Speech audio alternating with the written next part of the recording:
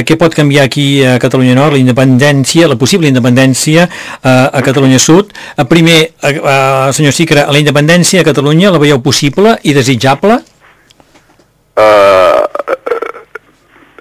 És clar que els catalans demanen la independència i comprenem ben bé això, però jo no sé com pot venir, Penso que pot prendre temps perquè els catalans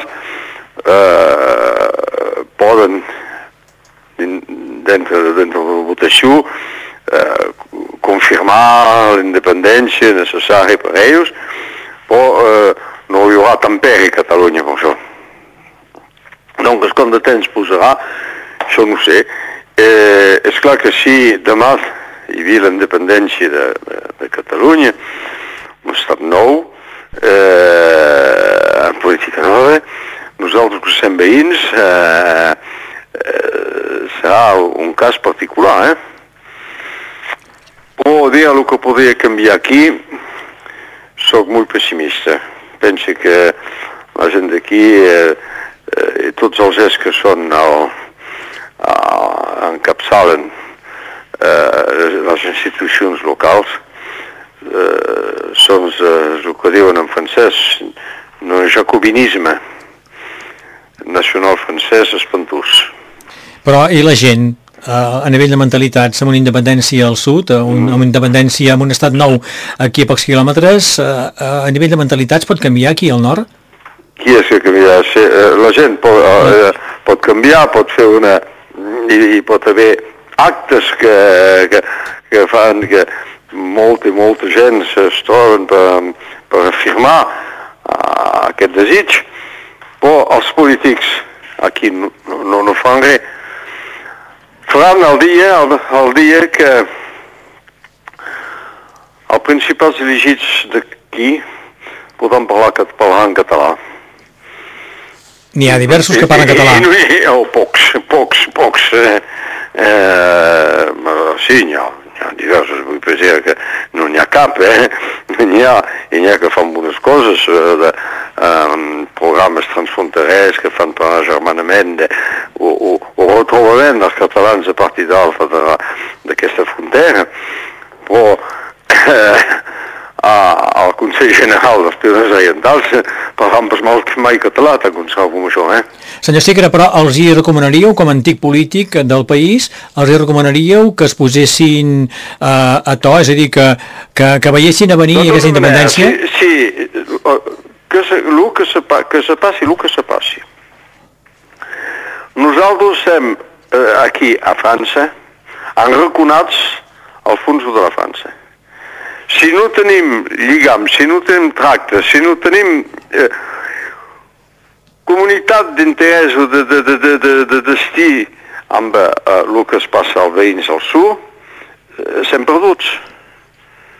Som en un post que tenim de mirar i tenim el desenvolupament, es pot passar amb totes les províncies que són al sud, que es fa amb Montpellier. Doncs recomanaríeu que s'apropessin al sud, a la gent del nord? Jo dic que se tenen d'apropar segur.